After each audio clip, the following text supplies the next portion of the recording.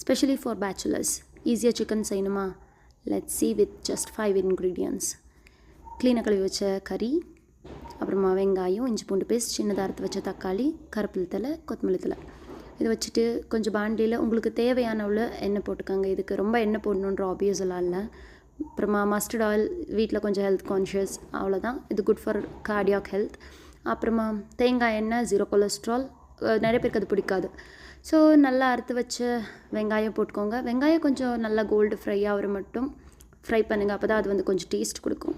Between salt போட்டிங்களா அந்த flavour கொஞ்சம் கடைசி மட்டும் இருக்கும். நல்லா இஞ்சி பூண்டு பேஸ்ட் போட்டுக்கோங்க. அது வெங்காயத்தில் போட்டால் தான் டேஸ்ட்டு நல்லாயிருக்கும்.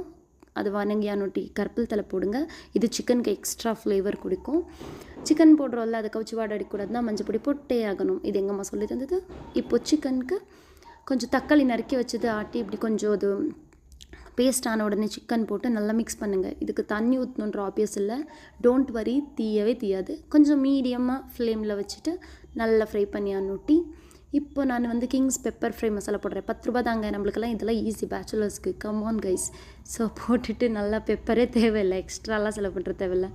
போட்டுட்டு கொஞ்சம் நல்லா தூவி விட்டுட்டு அது ட்ரையாகவே இருக்கட்டும். நீங்கள் டோன்ட் வரி, அதெல்லாம் தீயாது.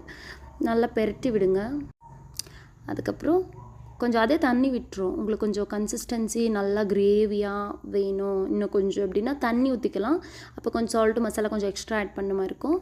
அவ்வளோதான். அதை விட்டு சிக்கனே இது பண்ணும். ஈஸ்டர்ன் சிக்கன் மசாலா கொஞ்சம் ஆட் பண்ணிக்கிறேன்.